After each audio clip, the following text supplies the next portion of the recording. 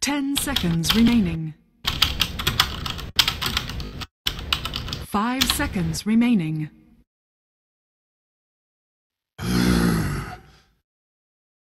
Radiant team ban. Oh!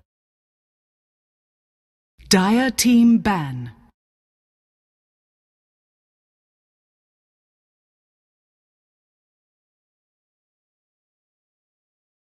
What's up, guys, and welcome back to the joinDOTA League Season 7, where we finally have Shift going up against Swag in a 2-game series.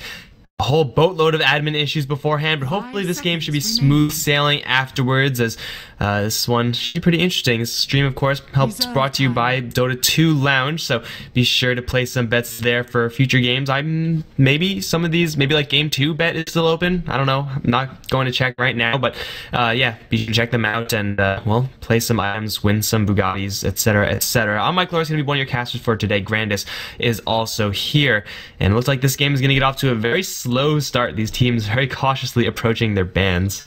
And we're already a little bit behind schedule, so I suppose that'll allow us to go through the lineups for Swag. It's mostly who they normally play with. The exception being Klotz isn't playing with them since he's not in their official roster, and they've already used him 4 times. And apparently you can't use him a 5th time as a stand-in, so they either need to add him to the official roster or he can't play with them again. So instead, they're going to have some guy named Plock that I've never seen before as their 5th, and for Shift, they have 2 stand-ins on their side, Matthias and MSH, both of whom I've never seen play, so it should be interesting to say the least as we go through this game. Leshrac ban, Nagastarian ban, Gyrocopter ban, pretty par for the course there.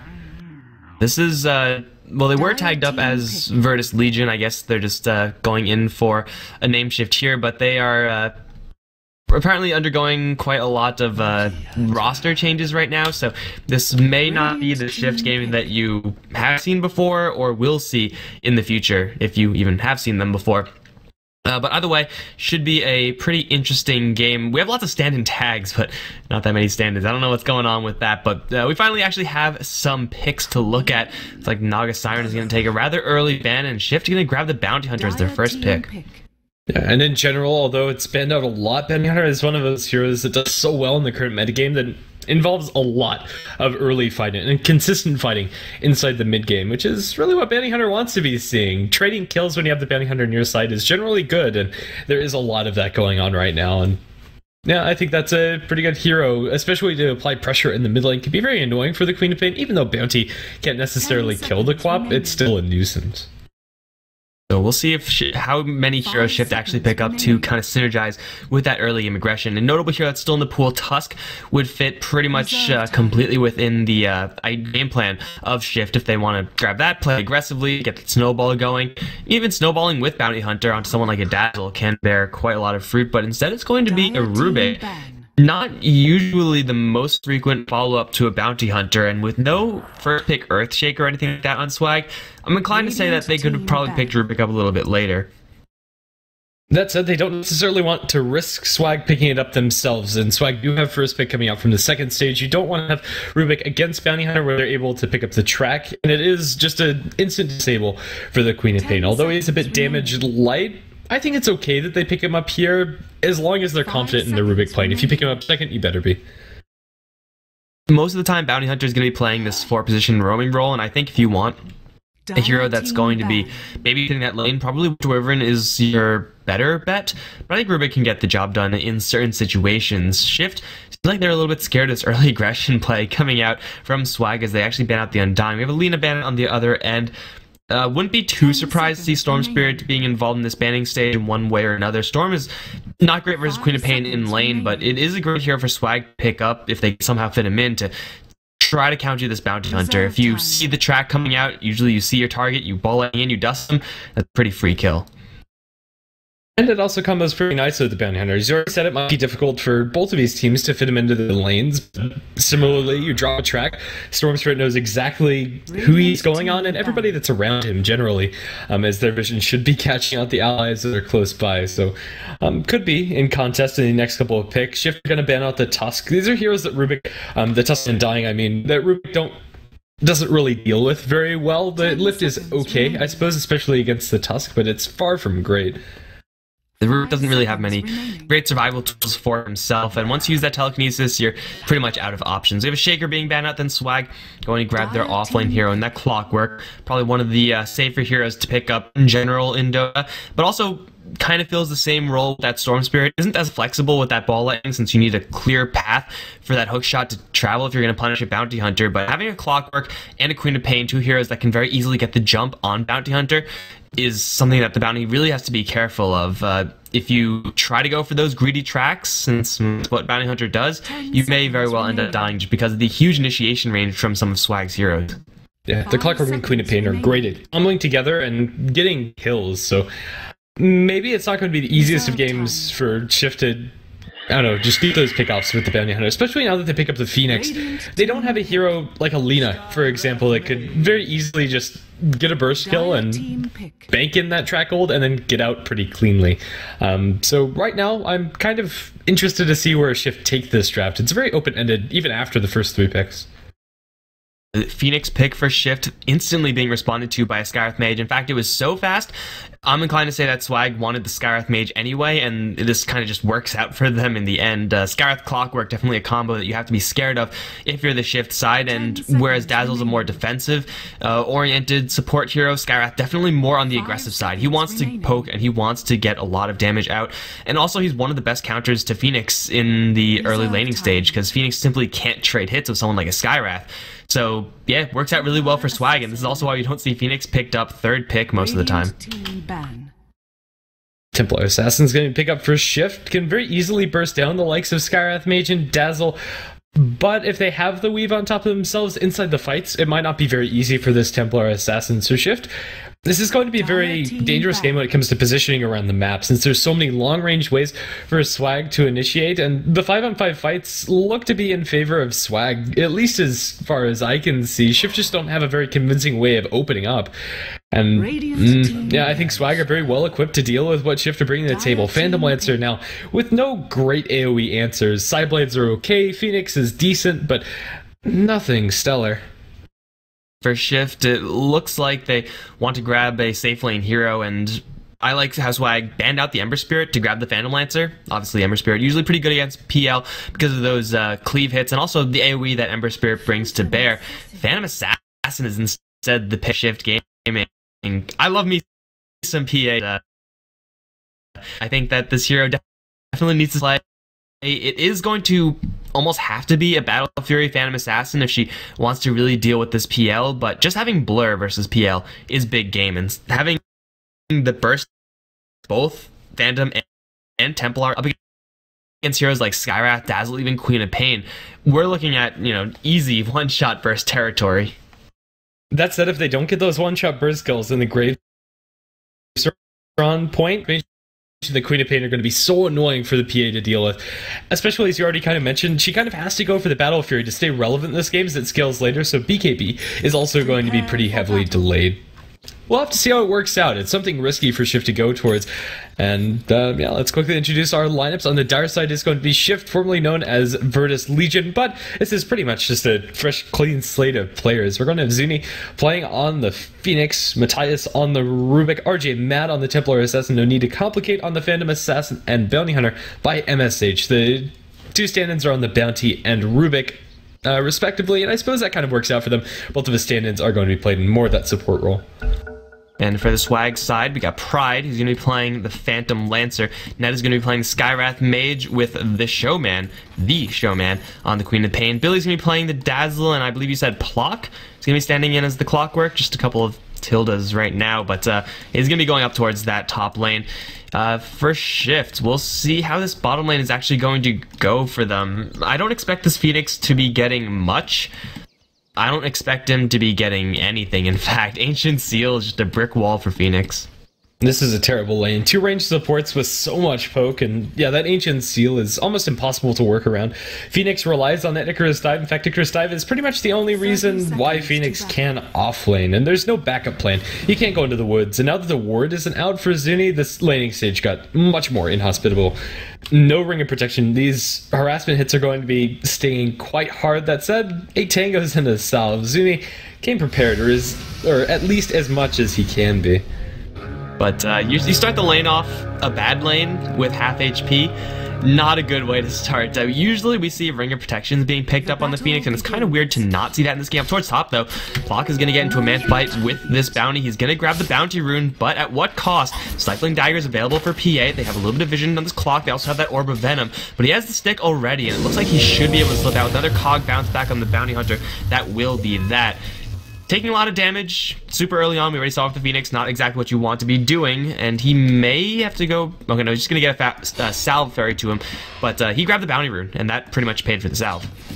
Yeah, so the net gain for the Clockwork is going to be half a level of experience, and already his landing stage is going to be better than that of the Phoenix. And I don't think that they can really zone him out as effectively. Clockwork can always pull back the creep equilibrium just by cogsing in creeps. Even though it's harder on Radiant, it's not as reliable. He still should be able to get a decent amount, but now caught out by 3 enemy heroes, lifted up outside his cogs, pulled back. Clockwork's cogs are now going to be more of a hindrance than a help. Slowed down by that Orb of Venom, even with battery assault going. This is going to put a lot of damage, and Clockwork is under a lot of pressure. He just bought a salve. He can't afford another one just yet, and it looks like now he'll have to go back to the base. Decided to get into a man fight with the Rubik, and usually that's something that you can do. Up against a roaming bounty hunter, it gets a little bit riskier, and up against a Phantom Assassin, it gets even riskier still. That time, PA didn't have that Phantom Strike, but next time she will, so if you get into a fight with one of her supports, she can jump right in, and with a Rubik at melee range and a Phantom Assassin at melee range, your battery assault isn't really going to be saving you completely from many auto attacks, and it's definitely not going to help you get any kills. So this Clock on this top lane, already playing things a little bit too aggressively, really has to be careful, because this top lane, though it is a little bit awkward, is deadly enough to kill off a Clock. Templar Assassin's going to be pulled 2 sentries, and the Queen of Pain's pulled 1, but as of yet, neither have dropped the sentries down the ground since Templar Assassin doesn't have a point in meld. Probably will pick that up at level 4, but both of these heroes shouldn't be killing each other. That said, Templar Assassin is getting a little bit more farm, but still pretty close to dead even. I actually don't mind if RJ Matt actually grabs level 2 in the side blades. Again, they probably aren't going to be killing this Queen of Pain, so you might as well get a little bit more lane control with just a little bit extra range. I think the value is definitely there for Matt if he wants to go for that type of decision, but for right now, the Dazzle is actually going to be rotating in. He's spotted by the bounty on the Skywrath high ground. Mage going behind the tier 2. Phoenix dropped incredibly low. Yeah, that was a bit of a mess. Okay, well, I just didn't expect that to happen. Looks like Sticks are going to keep him up. The Bounty Hunter, yeah, he was spotting out the Dazzle, who for some reason has made his rotation over towards mid. I guess Pride not having to worry about anyone in his lane makes it possible for them to make this play, but now the Courier is coming out. Let's see if this Bounty can actually get this snipe off. Well, it's going to be a very low probability snipe since the Queen of Pain's going to walk back towards her tier 2 and the Dazzle's coming in. Banner can poke his head out and he knows that the bottle has been delivered, but there is no Courier snipe to be had. I like it. If you're going up against Bounty Hunter, it is always going to cost you just a little bit of experience to guarantee that bottle, but man, the bottle's worth so much more than, what, like 1 or 2 creeps worth of experience. The Showman's going to go right back to the lane, and he'll just continue doing his Queen of Pain thing versus TA. Is falling behind already, however.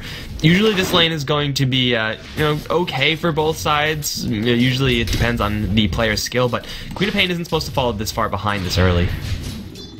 Yeah, I think a lot of that comes down to just the psychological pressure of having to deal with the bounty and not feeling comfortable enough to commit that sentry ward, since RJ Met has to be able to deal with that. Although there's no tangos on the Templar Assassin, it's still very difficult to secure that true sight. But up in top lane, Clockwork is being stalked by the Invis bounty, trying for the TP out. Do they have the telekinesis? No, but still they have the damage. MSH is going to draw first blood onto the stand-in. Clockwork he's bullying No Need to Complicate, which is nice, keeping the Phantom Assassin at low HP, keeping her at very low mana as well with that cog bump back has its value, but using a TP there means that he can't TP back out. It's another 100 gold down the tubes. He already spent gold on that salve. He's spending a lot of gold just trying to do things in this lane that's not actually going to be benefiting him gold-wise. So he's actively spending his resources to get not that much in exchange. So this Clock, though he is level 3 right now and 4 minutes in is not terrible, is really going to start to struggle. I guess, again, he's still doing better than the Phoenix, right? And really all you could ask for. This Phantom Lancer is level 5, nothing to worry about. They're going to jump for PA, though.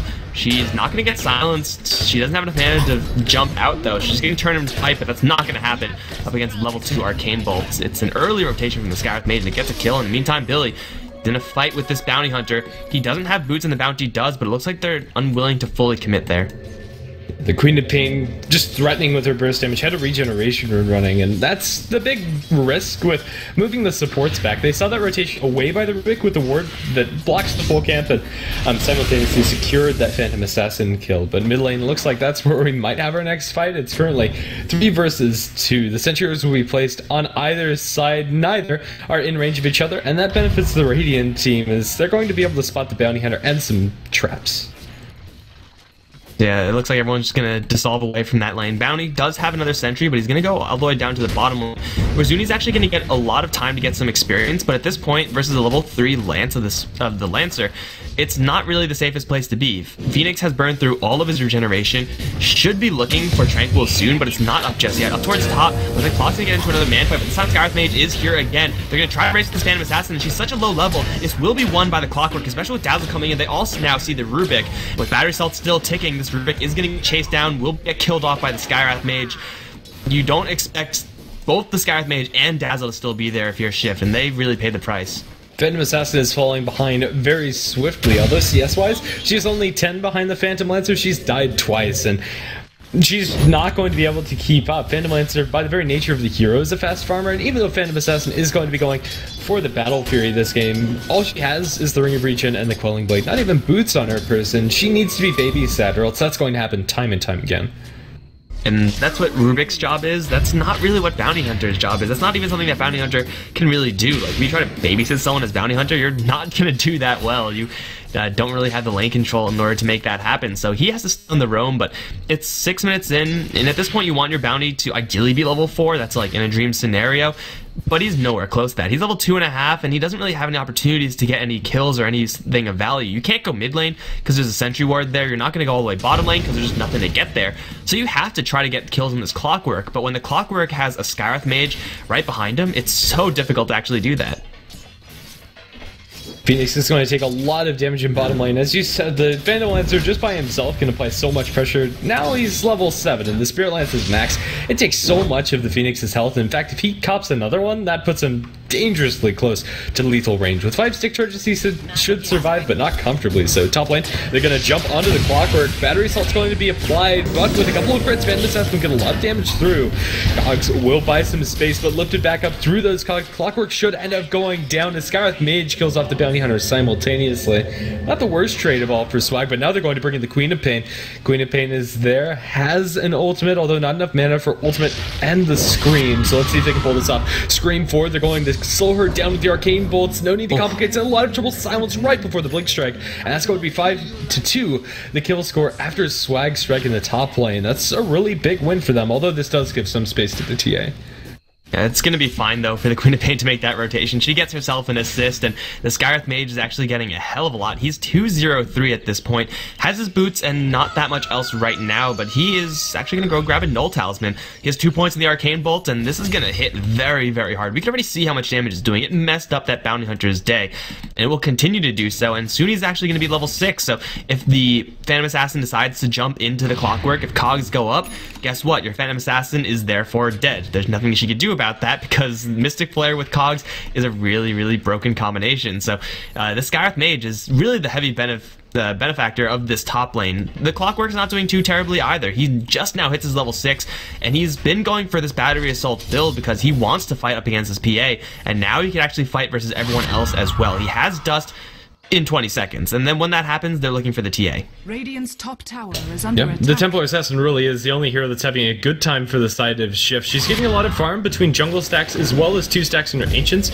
or 2 stacks up on her Ancient. She's going to have a lot of potential to get ahead. She's going to go for Phase Drums, one of the 2 routes you generally see on Templar Assassins, either that or Tread's Blink. But regardless, if they can kill off this Templar Assassin a couple of times, things will be looking so great for Swag. They're going to smoke up in mid, trying to do just that. If they line up that hookshot, should be a fairly straightforward kill if they have the Queen of Pain close.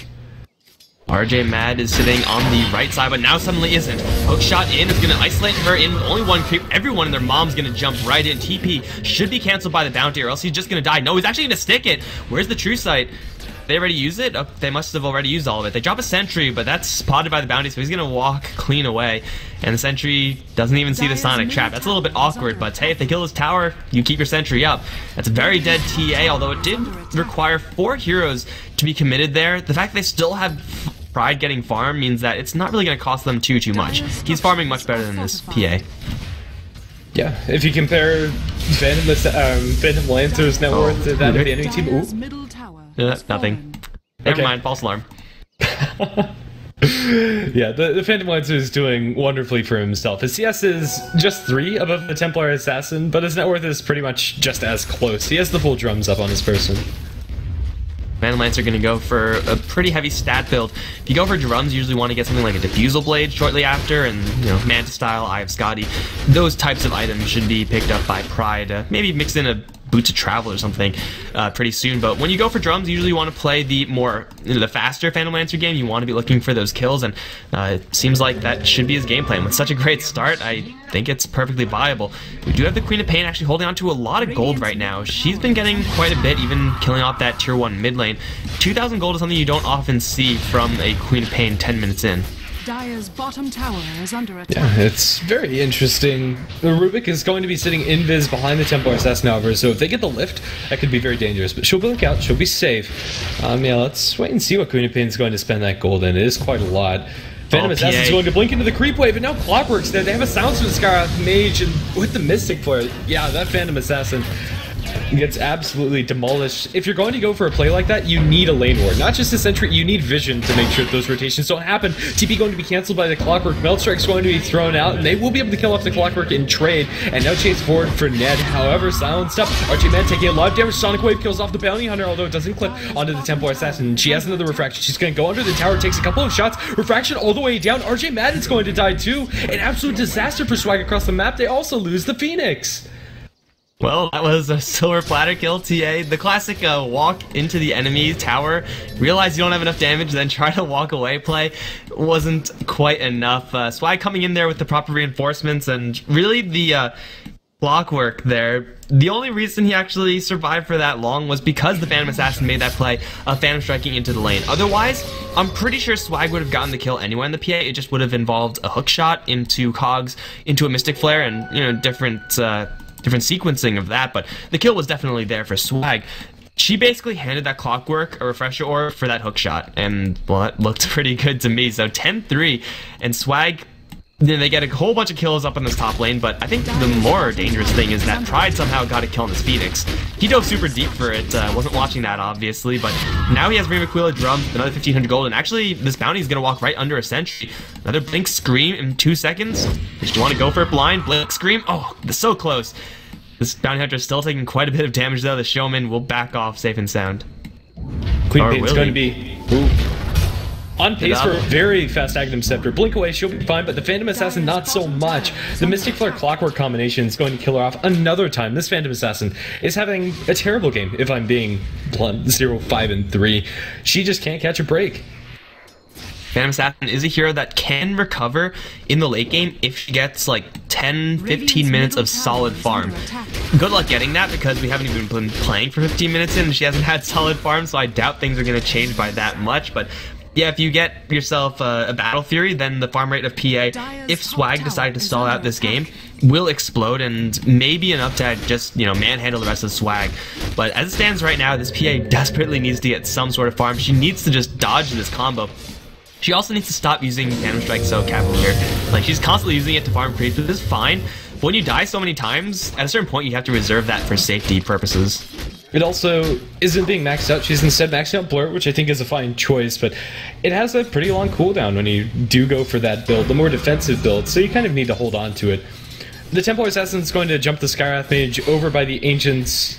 Doesn't kill him, forces out the TP, but it also gives away the fact that they probably have a ward watching those Ancients. And, well, speaking of Ancients, still only the double stack on the Dire side. I would have liked to see them pick up at least a quad stack. Templar Assassin's one of those heroes that can very easily take those down. But top, yep, Mystic Flare again, but this time it is going to miss, silencing up still. The Phantom Assassin may be in a little bit of trouble. They'll chase forward, but not quite enough to get that kill. Unfortunate they were not able to line up that combination again. think Ned just wasn't watching quite properly, and he thought that the cogs were clockworks rather, but it was Rubik's. So he just busted right through them and was able to walk out nice and clean. Down towards bottom lane, Pride. He's taking down a tier 1. Bounty Hunter has nothing to say about this one. He has track finally, but at this point, is it really going to do enough? Because not only is the tier 1 bottom going to be taken, but it looks like tier 1 top is also going to fall. And SHIF, they're very quickly losing their map control. They're going to TP in with the Bounty Hunter. That's awfully bold. He's invis, but he instantly gets dusted. I don't know what you would really expect to happen in that situation. He should have checked inventories, but now the Showman's going to jump right in. A little bit too deep, perhaps. Rubik steals Blink. Now the Showman is in an awkward position behind the enemy tier 1, but he has a Blink. He could rejoin his allies or go for a Curry. He's going to get jumped by the PA. A couple crits are needed to get this kill. Another Blink in 1 second. She will have another one to get closer to the Curry, or at least take that one down before you fall. Another dagger is going to fly, but the Sonic Wave will snipe the Courier. Well played by the Queen of Pain, making something out of a bad situation, but it's a Queen of Pain to fall in exchange for a Bounty Hunter and a Courier, but Pride, he's at the tier 2, and he's bringing it down super quickly. The Lance is going to be dodged by a melt coming out from the Templar Assassin. That's kind of nice. Even though it's okay for the Queen of Pain to make that play, and she buys her Agnum Scepter before she dies, she doesn't have the Axe to reduce the cooldown yet, so it's down for about 2 minutes. So trying to chase down this PL. He doesn't have a doppelganger, get rid of that track, they'll chase forward. They have a Shuriken, and Phantom Lancer is under a bit of pressure, but they just don't have the long range jump that Swag do. If they had a Clockwork on their team, that is a lot easier for them to pull off. This Phantom Lancer is getting huge. He's currently sitting on so much gold. Ooh, hookshot going to be narrowly avoided. Rubik will be able to blink out to safety, but still, that's a full diffuse blade that Phantom Lancer casually picks up without getting any of the items beforehand. We also have Ned on the hunt for a Phantom Assassin. A support is never supposed to be hunting down a core position like this, but he's going to find him, steal him up. The Mystic Flare is being helped right now. Phantom Assassin dodges most of it. She's still going to be chased down because here comes this Queen of Pain. Blink? No, she used her Scream first. Mis-sequencing from the Showman. I think he probably tried to cancel a skill there and ended up botching that. Probably would have been a kill. Maybe would have been a little bit close, but either way, Phantom Assassin gets to get out of there alive. But man, you can't really count on that to happen all the time. Even if though she did get away, it was only Ned. That's not supposed to be a big victory. And also, she's not farming during this time. It still forces the Phantom Assassin all the way back to base, and she's just really not worth that much right now. Bottom lane, tier 2 tower is going to be denied by TA.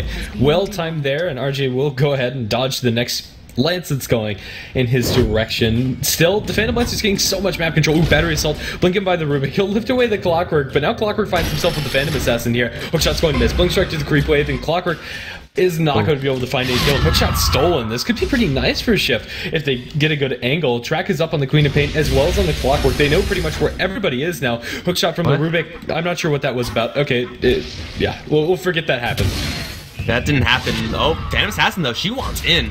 Looking aggressively towards Queen of Pain. Queen of Pain kind of caught by surprise. I think the rest of Swag as well.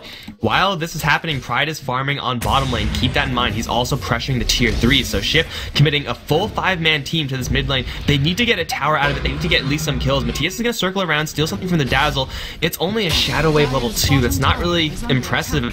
Well, they need this tower to drop so much faster than it is right now. Tracks are being thrown every which way, yet still Swag can't fight this because they do have the Aegis Scepter on the Queen of Pain. They put up the cogs, take a little bit of damage from the Shuriken, but now everyone else from SHIF, they have to fall back. Sonic Wave, though, will snipe the Bounty Hunter off on the side as he tries to retreat. He's not going to make it home alive, and, well, bottom lane tier 3, someone's got to deal with this. SHIF, where are your TPs? Phoenix is going to teleport back, but as we've clearly seen, Phantom Lancer doesn't give a damn about a Phoenix.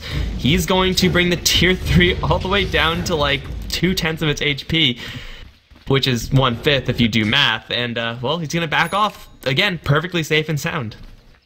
That's ridiculous. Compare the tier 1's HP in mid to the tier 3's HP in bottom, and it's about the same. A little bit less HP on the tier 1 in mid, but that's a big victory for Swag. Pushing high ground gets so much easier, and they get a kill on top of it.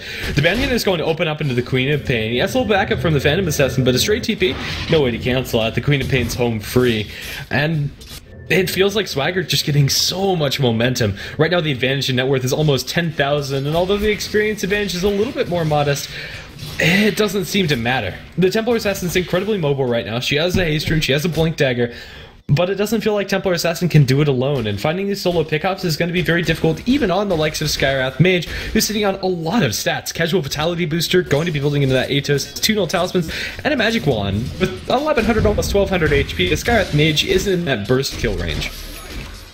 Skywrath Mage is tankier than every single Shift hero. Like, what the hell, man? That's not supposed to be a thing. That's just never, ever supposed to happen, and he has enough kill power to back that HP pool up. He's going to, well, the smoke is going to break onto this Bounty Hunter. No dust just yet.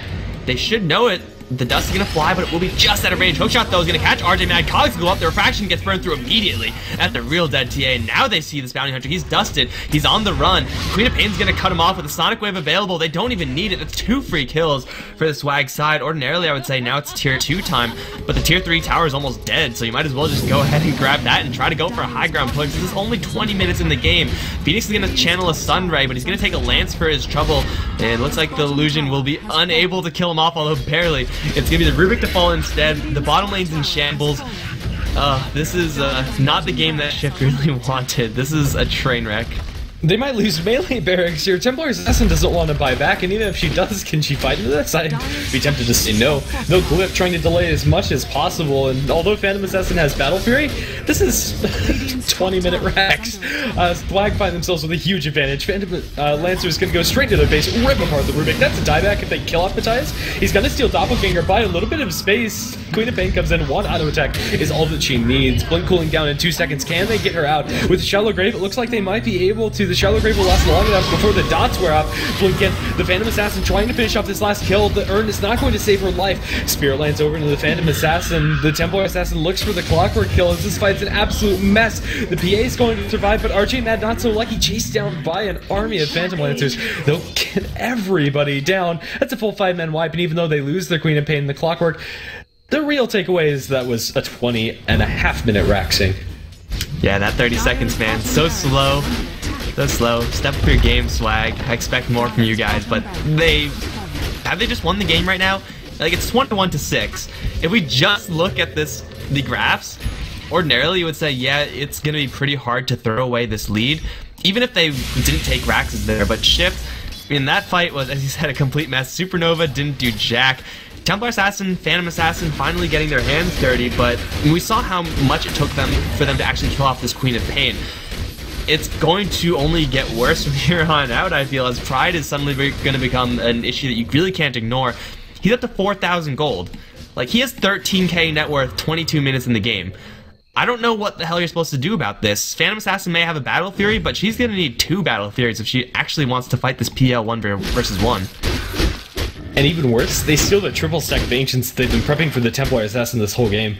That was gold that they desperately needed to pull this back through, and I think at this point you might even just start considering what you're going to do game 2, because right now it's going to take a lot of Swag throwing bodies at Shift to really pull through. Oh no, Queen of Pain gets the Sonic Wave kill on the Courier, stuck on the high ground, but I think she knows what's going on. Looks into the Roshan, but she's hasted. Although the Meld Striker, the Queen of Pain hardly loses any HP. Well, Shuriken Toss maybe down to about half, but they can't keep on going for this rush up towards the north. Charlie Greg gonna buy Queen of Pain a little bit more space. They'll chase forward for the Rubik, silence up. They'll Spirit Lance him down. Now Zuni's completely drained his mana. He can't Supernova. He has 1 charges. He can barely do it. Trying to dive away. Supernova's inside the pit, and that'll save his life, sure, but will it save anybody else's? I doubt it. The Dazzle's there. They're going to dust on the Templar Assassin. She'll blink down to the south. Phantom Assassin's going in. However, she only has the Battle Fury helm. That's not near enough to fight this.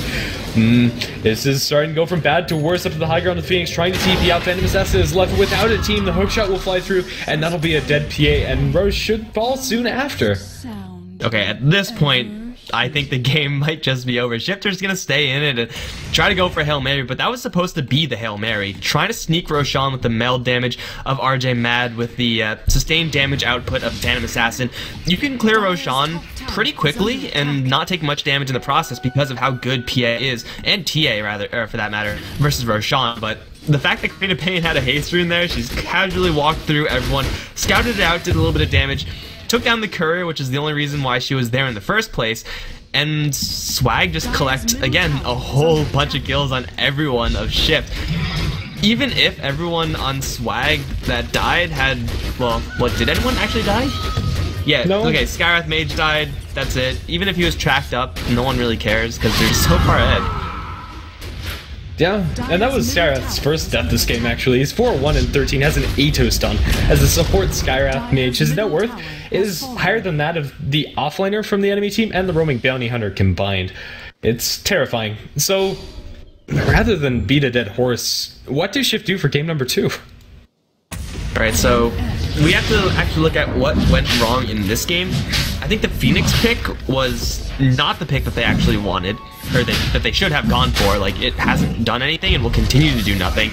So they need just to stay for offlane. If they had a Darkseer on this bottom lane, this Phantom Lancer would definitely not be as stacked as he is right now, because Darkseer can actually do stuff up against a Skywrath Mage, up against a Dazzle, and up against a PL. So they need to get stronger lanes as far as that is concerned. Mid lane was kind of a wash. I think that matchup was fine, but yeah, I don't know. This Phantom Assassin playstyle had a lot to be desired. I think the Phantom Assassin and the Phoenix, those cores just didn't work out in their lanes. Yeah, you either need to draft better around the Bounty Hunter or get a support that can actually save the Phantom Assassin in lane. There's your Scythe Device on the Queen of Pain, there's your Scotty on the Phantom Lancer, and if that wasn't bad enough, Roshan is pretty much open to them if they want to take it, but they could also just straight up push. Mo, hookshot in, they're going to catch out one, and that one is going to be poor Bounty. And there's really nothing it can do at this point. If Bounty Hunter at 25 minutes in, that's only been involved in 3 kills, that's died 8 times, is 100% past his prime. Getting back to this game is going to be so very difficult, and well, with Roshan, that's probably impossible. No more tier 2 tower in the mid lane. They'll take down Roshan with the help of a Solar Crest, which should be held by Dazzle, and it is. It's a 25-minute crest on him with Urn as well. It's an incredibly farmed Dazzle at that. Not as impressive as, you know, Skywrath Mage's farm, simply because Radamatos is more flash than Solar Crest, but the cost is definitely up there. The Phantom Assassin, she's trying her best to farm up, but she can't afford to man-fight into the Swag side without, at the very least, a BKB, but even then, like, is that actually going to do it? Is there any item that actually gets her into fighting shape here? I don't think there is. Not any singular item. If this was like a 6-slotted PA, maybe. But in a theoretical situation where Phantom Assassin has the same farm, or maybe an item above the Phantom Lancer, would that be enough? So we're talking about plus 10k to the PA? Yes. She just opens up a chest and finds 10k gold? Would they still be in it? I don't think they would be. I mean, they'd have a better chance. Okay, so we have to find the number, right? So how much gold needs to be in that chest? Like 10k. How many? Okay. So how many bodies do Swag need to throw away for that to be the situation? I don't know, man. I'm just talking about if Gaben came into this game and was like, PA, you've been chosen. Here's your bounty. Use it wisely. You better win this game, or else you'll forever receive my disappointment. Because, you know, that happens all the time in Dota. I mean, I'd be disappointed if it didn't. Well, damn it, Kay. Well, we're gonna keep on pressuring the high ground coming out from Swag, and at this point, Shift, this is their best chance to come back in this game, but they need so many crits. They need this not to happen. Clockwork's going to jump in with the Blade Mail activated, Sonic Wave over, and they'll kill off the the Bounty Hunter with the Queen of Pain, but everybody's so low, even for just that barrage of spells, and Phantom Lancer isn't even touched. This is going from bad to worse. 2-3 tower is going to be pressured and just straight up taken, and really that costs Swag nothing more than a Sonic Wave and Hookshot, and those are going to be back up in just seconds. Yeah, PL isn't doing anything in this fight. It's pretty much just Clockwork, Skywrath, and Queen of Pain. And Dazzle, he hasn't had to cast anything yet. I'm sure he's casting Solar Crest or something, but Pride has his one goal in mind. Phoenix Supernova is going to be there, and, well, it's actually going to last a lot longer than I thought. It will be cracked in the end. That's going to be the first kill. They're going to try to go for this Queen of Pain with the PA, but that's not going to happen. Pride is now finally in this fight. With the Cogs trapping the Phantom Assassin, she will get dropped to the Sonic Wave. Buyback from both the Phoenix and the PA, but now it's MSH in the middle of all the Phantom Lancer illusions. They'll get a big crit on the Dazzle and also snipe the Clockwork for the back end because Rubik has somehow found himself Sonic Wave. That's a level 3 ultimate to steal. That's big game, but that's about all he has left. Pride still has the Aegis, and if he fights to the death right now, I'm pretty sure he can clean up the rest of Shift. Okay, let's see. How jacked is this Phantom Lancer? Press 1 if you think he's gonna kill them all, press 2 if you think he's gonna die. Well, that's just not... Okay, well... if you press 3, I guess you win, but Rax has already been taken. That's what they wanted, that's what they got. Dire's middle tower and now Phantom Lancer has another 4,000 gold casually inside the bank. He could build whatever he wants, really. MKB would completely mess up Phantom Assassin's Day, and everybody else for that matter. But yeah, melee barracks is gone. Top range barracks, although it still stands, is probably not going to be standing for much longer. And even though theoretically Shift can hold against these creeps, Phantom Assassin with Battle Fury and Templar Assassin with their Slide Blades are pretty good at holding up these creeps by themselves. The reduced gold income means that they're never going to come close to evening out this ridiculous gold advantage, and I'm not even sure if it's worth looking at it at the moment. The only thing I could see turning around this game, double damage on the Phantom Assassin, maybe getting a couple key crits for 1 kill, but unless that hero is holding a Divine Rapier, which Phantom Lancer, although in theory could buy, probably won't, I don't see it happening. Yeah, it seems like Phantom Lancer buying a Rapier is the best way for Swag to lose this game. The Phantom Assassin did do quite a bit of damage just now to the Showman, but with no Sheepstick being used, Queen of Pain just easily shrugged that one off. We have a Diffusal Blade being built up on the Clockwork. Takes off track, I guess, if you're right. That's what you gotta use it for. To take off track from himself and Diffusal to take it off his allies. Bounty Hunter counter. Value. Wouldn't Lotus Orb also do that, except better? Radiant's bottom tower is Yeah, under but it attack. costs more gold. And how many times do you get to build Diffusal Blade? Yeah, exactly. Gotta get that agility, yo. Clockwork attack speed. That's what you gotta fear, guys. It's the new meta. The attack speed Clockwork. Oh, while we're talking about attack speed Clockwork, Phantom Lancer gonna run to the Rubik. He's actually gonna go down to the bottom lane. With travels available, he could join his team at the moment's notice, and he really doesn't have any individual hero to fear. Still, the Rubik has level 3 Sonic Wave in tow, and that is, again, a big skill to steal. That's probably the best thing to steal at this point. But while Shift are on the bottom lane, Swagger on the top lane, they're killing people and dudes and stuff. Guardian Mad's gonna put up their fraction, but he's gonna get sheeped and obliterated by the double ults. And Phantom Lancer's gonna jump up to the top lane. Shift, you guys need to defend now if you're actually interested in continuing this game. I don't know why they would be. Top lane's gonna drop for sure. They're gonna slide over to mid, and with no TA, man, they need a Supernova to connect and a Sonic Wave to connect literally on the entirety of Swag. Here's Getting the Sonic in, Wave look for a coming, good angle. It's gonna land at a 3, not bad, but that's about all they have right now. Where's the Supernova? It's not there. It's gonna get silenced. In fact, they're gonna take down the Rubik super easily. Phantom Assassin, she's farming because she's a carry, and that's what carries do. Now she's gonna finally TP back, but it might be too late because they only have 3 heroes up against 5 heroes who are vastly more farmed than they are. Phantom Lancer hasn't even spent any of his gold. He can casually sit with 5,000 gold in his bank and still be ahead of the Phantom Assassin. He'll blink forward. He'll look for the hook shot, caught out by the creep. BKB will be popped. She's trying to turn this onto the Clockwork, but he'll heals himself up in the air, and Phantom Assassin's just getting kited. The Aegis is going to be dropped, but this Aegis too low level will just be right-click down, and Phantom Assassin, although she's getting a couple lucky misses, won't get near enough. That's going to be your monster kill for Pride, and if it wasn't already completely obvious, this game is absolutely over.